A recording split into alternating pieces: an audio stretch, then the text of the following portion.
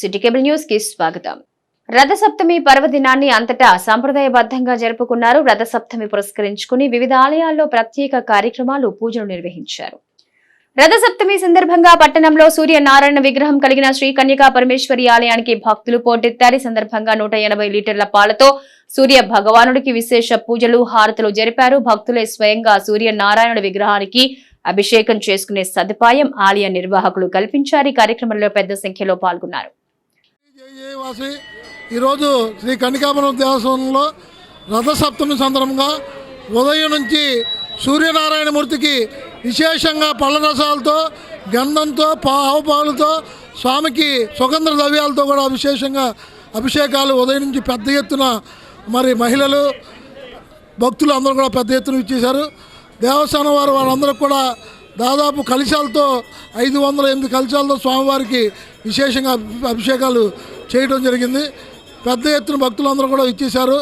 ఇక్కడ మనస్ఫూర్తిగా స్వామివారిని ఎవరైతే కోరుకుంటారో వారి ఆరోగ్యం, సంతోషం, వారి కుటుంబం ఆనందంగా ఉంటుందని చెప్పి చాలామంది భక్తులు విశేషంగా చెప్తూ జరిగింది.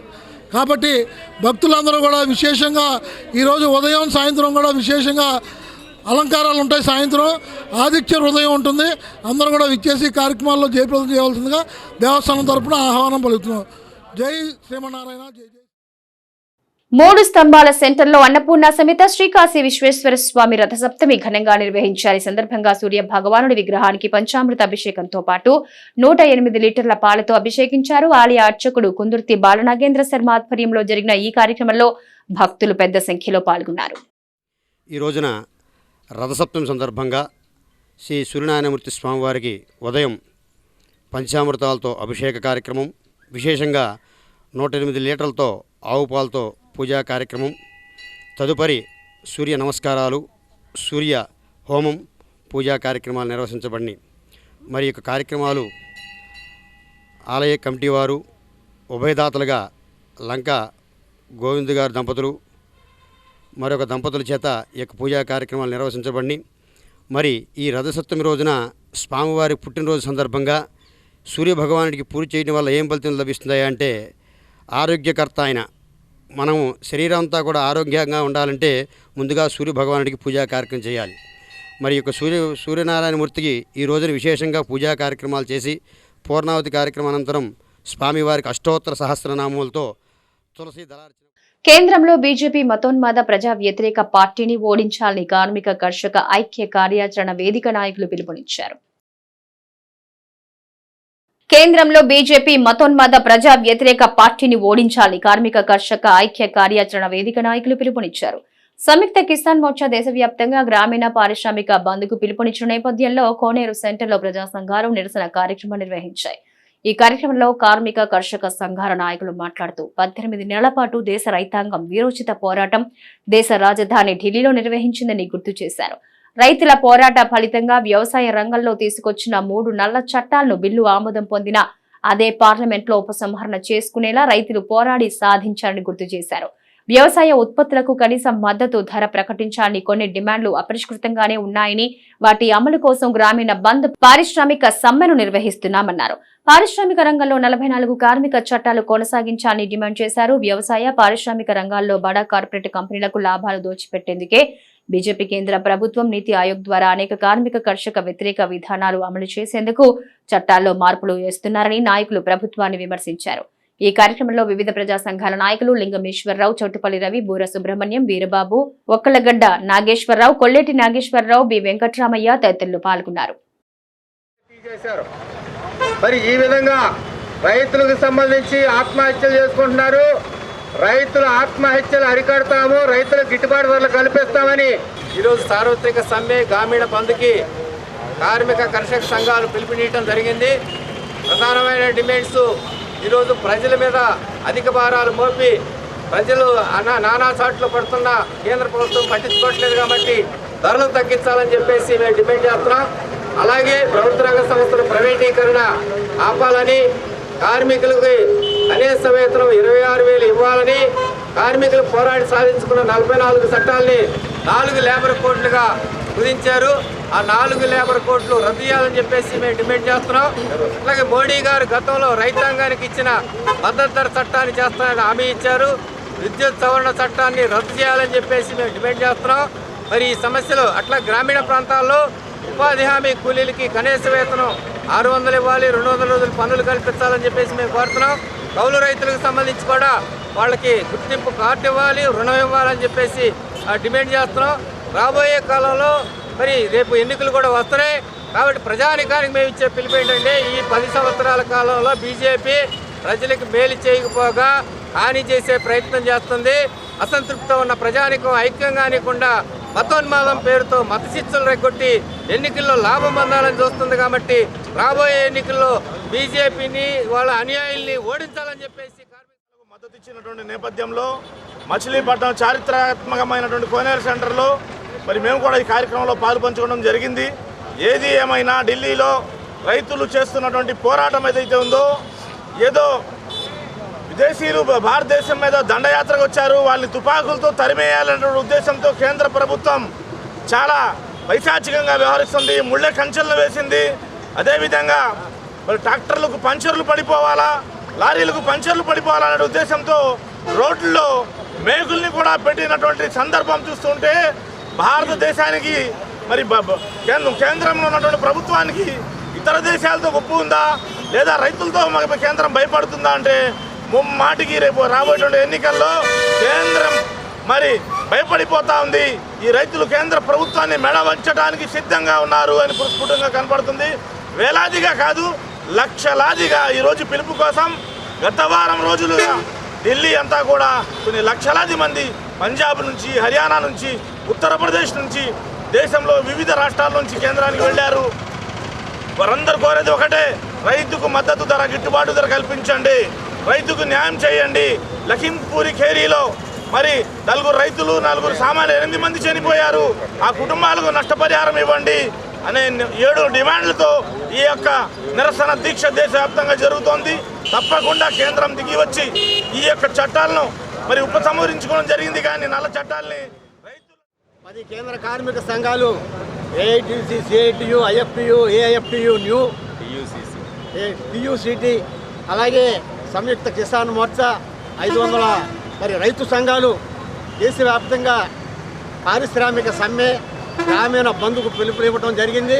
ముఖ్యంగా ఈ బంద్ యొక్క ఉద్దేశం కేంద్రంలో బీజేపీ ప్రభుత్వం అధికారంలోకి వచ్చిన ఈ 10 సంవత్సరాల్లో ఈ కేంద్ర ప్రభుత్వ ప్రజా కార్మిక రైతాంగ వ్యతిరేక విధానాలు నిరసిస్తూ ఈ రోజున ఈ బంద్ కార్యక్రమానికి పిలుపునివ్వడం జరిగింది.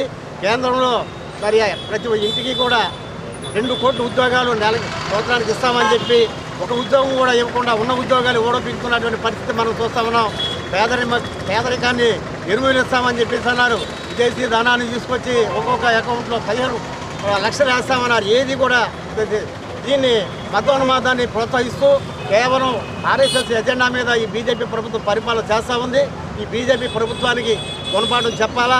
మరి 16 నెలలు 3 నల్ల చట్టాలని రద్దు చేయాలని చెప్పి దరిదాపులుగా ఒక 700 మంది ప్రాణ త్యాగాలు చేసి రైతులు మరి పోరాటం చేస్తే ఆ నల్ల చట్టాలు రద్దు చేసామన్నారే కానీ ఆ ఒప్పందాన్ని మాత్రం ఇంతవరకు అమలుపరచలేదు. మరి గిట్టుబాటు ధరకి సమగ్ర చట్టం చేయాలని చెప్పి లఖింపూర్ జిల్లాలో మరి చనిపోయినటువంటి వారికి కుటుంబానికి ఒకరు ఉద్యోగము, అలాగే 10 లక్షలు ఎక్స్గ్రేషియా ఇవ్వాలనే డిమాండ్ కూడా ఆ రోజున ఈ రైతుల మీద పెట్టిన కేసులన్నీ కూడా మరి మాఫ్ చేయాలని చెప్పి, రద్దు చేయాలని చెప్పి, మరి గిట్టుబాటు ధర కల్పించాలని చెప్పి, మరి రైతులకు రక్షణ కల్పించాలి, కార్మికులకు రక్షణ కల్పించాలని చెప్పి మరి ఈరోజు దేశవ్యాప్తంగా గ్రామీణ బంద్ చేయడం జరుగుతుంది. మోపిదేవిలో అర్ధరాత్రి ప్రమాదవశాత్తు నిప్పంటుకొని కందుల సీతామహాలక్ష్మి అనే వృద్ధురాలు సజీవ దహనమైంది. మోపిదేవిలో అర్ధరాత్రి ప్రమాదవశాత్తు నిప్పంటుకుని కందుల సీతామహాలక్ష్మి అనే వృద్ధురాలు సజీవ దహనమైంది. ఈ ఘటనపై అనుమానాస్పద మృతిగా కేసు నమోదు చేసి దర్యాప్తు చేస్తున్నట్టు చల్లపల్లి సీఐ సిహెచ్ నాగప్రసాద్ తెలిపారు. మోపిదేవి పోలీస్ స్టేషన్ వద్ద సీఐ మాట్లాడుతూ మృతురాలు కుమార్తె ఆదిలక్ష్మి ఫిర్యాదు మేరకు సంఘటనా స్థలాన్ని పరిశీలించి ఆధారాలు సేకరిస్తున్నట్టు తెలిపారు. మచిలీపట్నం నియోజకవర్గ అభివృద్ధికి సహకరిస్తున్న ముఖ్యమంత్రి జగన్మోహన్ రెడ్డి రానున్న ఎన్నికల్లో గెలిపించాలని వైసీపీ నియోజకవర్గ ఇన్ఛార్జి పేర్ని కిట్టు విజ్ఞప్తి చేశారు. మచిలీపట్నం నియోజకవర్గ అభివృద్ధికి సహకరిస్తున్న ముఖ్యమంత్రి జగన్మోహన్ రెడ్డిని రానున్న ఎన్నికల్లో గెలిపించాలని వైసీపీ నియోజకవర్గ ఇన్ఛార్జి పేర్ని కిట్టు విజ్ఞప్తి చేశారు. నగరపాలక సంస్థ పరిధిలోని 33వ డివిజన్లో 5,77,000 రూపాయల గడప గడపకు నిధులతో చేపట్టే డ్రైన్ నిర్మాణ పనులను మేయర్ చిటికిన వెంకటేశ్వరమ్మతో కలిసి పేర్ని కిట్టు ప్రారంభించారు. ప్రతి సచివాలయంలో అభివృద్ధి పనులను 20 లక్షల రూపాయల చొప్పున నిధులు ప్రభుత్వం విడుదల చేసిందని వారు తెలిపారు. ఈ కార్యక్రమంలో డిప్యూటీ మేయర్లు శీలం భారతి, మాడపాటి విజయలక్ష్మి, మున్సిపల్ మాజీ చైర్మన్ సిలార్ దాదా, కార్పొరేటర్ అస్గర్, అర్బన్ బ్యాంక్ మాజీ అధ్యక్షుడు బొర్ర విఠల్ తదితరులు పాల్గొన్నారు. ఈరోజు 33వ డివిజన్లో దాదాపు 270 మీటర్లు 5 లక్షలు విలువ చేసే ఈ డ్రైన్ పనులు నిర్మాణం చేయడం జరిగింది. ఇక్కడ మనం చూసుకున్నట్టయితే మేజర్గా సీసీ రోడ్లన్నీ పూర్తి చేయడం జరిగింది. మేజర్గా ఇబ్బందులు ఏమైనా ఉన్నాయంటే డ్రైనేజ్ ఇబ్బంది అని గడప గడపకు తిరుగుతున్నప్పుడు ఇక్కడున్న స్థానికులు తెలియజేయడం జరిగింది. వెంటనే జగన్మోహన్ రెడ్డి గారు ఏదైతే ఇంటింటికి నాయకుల్ని తిరిగి ప్రజల్ని సమస్యలు కనుక్కొని అక్కడ ఉన్న వాటిలో ఎక్కువ మంది ఇబ్బంది పడే సమస్యను మొదటగా సత్వరమే పరిష్కారం చూపించమని ఏదైతే గడప గడపకు మన ప్రభుత్వం నిధులను 20 లక్షలు కేటాయించడం జరిగిందో ఆ నిధుల్లో భాగంగానే ఈరోజు ఈ పనుల నిర్మాణం మొదలు పెడతాం జరిగింది. ఈ ఒక్క డివిజనే కాకుండా ప్రతి ఒక్క డివిజన్లో ఆ డివిజన్లో ఉన్న కష్టాల అనుసారం ఒక వార్డులో డ్రైన్ కష్టాలు ఉంటాయి, ఒక వార్డులో రోడ్డు ఇబ్బందులు ఉంటాయి. అవన్నీ ఒకటొకటి నెరవేర్చుకుంటూ అలాగే ప్రతి ఇంటికి సంక్షేమం కూడా ఇస్తూ అలాగే నీ సందు ఇల్లు కాకుండా మన ఊరును కూడా అభివృద్ధి చేస్తూ పోర్ట్ కానీ, మెడికల్ కాలేజ్ కానీ, ఫిషింగ్ హార్బర్ కానీ ఈరోజు మెడికల్ కాలేజ్ పూర్తి చేసుకోవడం జరిగింది. ఫిషింగ్ హార్బర్ ఆల్మోస్ట్ పూర్తి అవ్వడం జరిగింది. పోర్టు పనులు కూడా అందరూ మన సంక్రాంతి కూడా చూసి రావడం జరిగింది ఎంత స్పీడ్గా జరుగుతున్నాయి అనేది. కాబట్టి నీ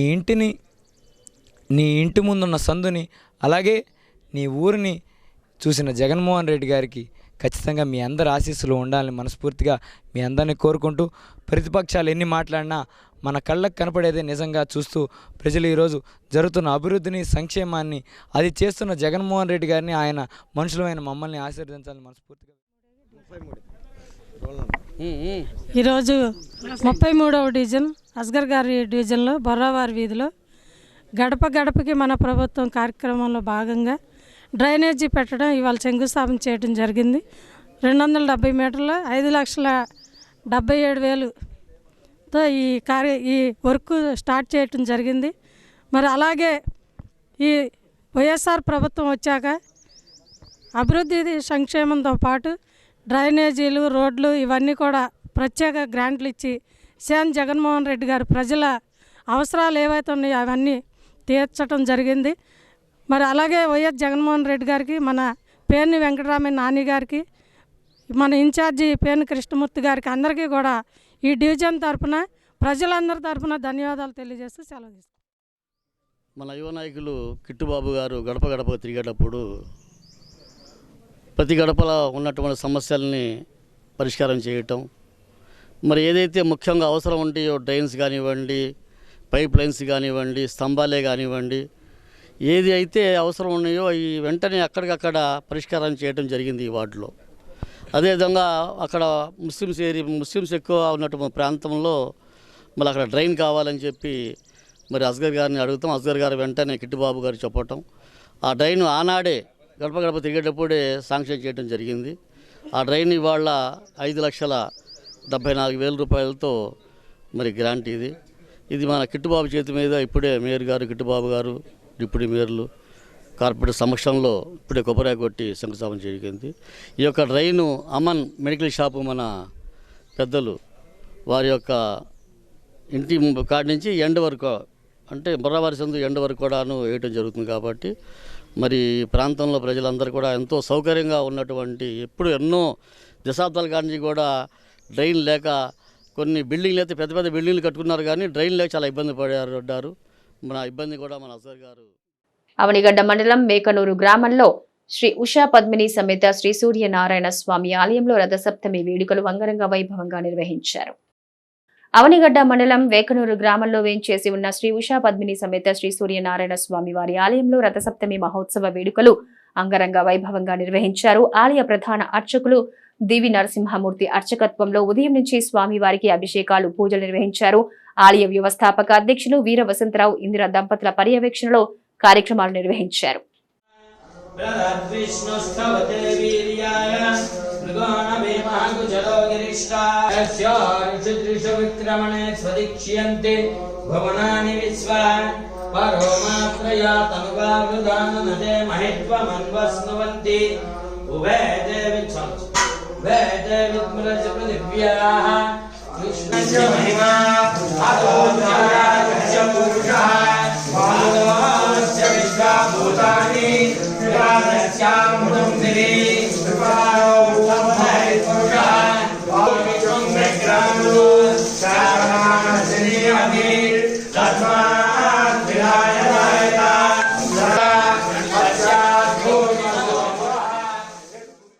అవనిగడ్డ మండలం బందలాయి చెరువు గ్రామ అభివృద్ధికి దాతల సహకారం ముదావహమని అవనిగడ్డ ఎమ్మెల్యే సింహాద్రి రమేష్ బాబు అన్నారు. గ్రామ అభివృద్ధికి దాతల సహకారం ముదావహమని అవనిగడ్డ ఎమ్మెల్యే సింహాద్రి రమేష్ బాబు అన్నారు. అవనిగడ్డ మండలం బందలాయి చెరువు గ్రామంలో 26.80 లక్షలతో నూతనంగా నిర్మించిన హెల్త్ అండ్ వెల్నెస్ సెంటర్ ను ఎమ్మెల్యే ప్రారంభించారు. ఈ ఆరోగ్య కేంద్రంలో 105 రకాల మందులు, వైద్య పరీక్షలు, మిడ్ లెవెల్ హెల్త్ ప్రొవైడర్ ద్వారా ప్రభుత్వం అందుబాటులోకి తెచ్చిందన్నారు. దాతల సహాయంతో ప్రభుత్వ నిధులతో నిర్మించిన ఈ ఆరోగ్య కేంద్రాన్ని గ్రామస్తులు సద్వినియోగం చేసుకోవాలని కోరారు. ఈ బందలాచెరువు మా సొంత గ్రామం బందలాచెరువు.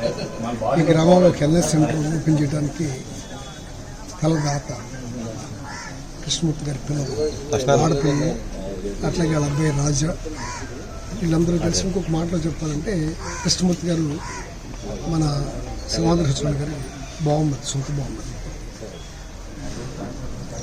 ముందుకొచ్చి ఒక మంచి హృదయంతో ఈ స్థలాన్ని ఇచ్చి ఈ ఊరిలో ఉన్న ప్రజానీకానికి వైద్యం చేయడానికి ఇది ఉపయోగపడాలా, మా నాన్నగారు ఎప్పుడు గుర్తు రావాలా అనే ఉద్దేశంతో 26,80,000తో ఈ వెల్నెస్ సెంటర్ కట్టడం జరిగింది.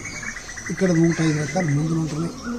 అన్ని రకాలుగా ఈ గ్రామ ప్రజలకు ఉపయోగపడుతుంటగా ఈ సెంటర్కి స్థలం ఇచ్చిన ఆ కుటుంబ సభ్యులందరినీ, ముఖ్యంగా వాళ్ళు చెప్పేదంటే కృష్ణమూర్తి గారి భార్య, ఆమె ఖచ్చితంగా నాన్నగారి పేరు మీద ఇవ్వాల్సిందని చెప్పి ఈ పెంచడం పిల్లలందరూ ఎక్కడో దూరంగా ఉన్నాను కదా, ఎక్కడున్నా దూరంగా ఉన్న ఆస్తిను, ఆ ఆస్తి ఏదైనా మనం ఉపయోగపడే పని చేద్దామని చెప్పి అందరికీ చేశాను. తాతగారి జ్ఞాపకార్థం ఇది ఇవ్వడం జరిగింది. ఇవాళ రమేష్ గారు వచ్చి ఎమ్మెల్యే గారు ఓపెన్ చేసినందుకు చాలా సంతోషం.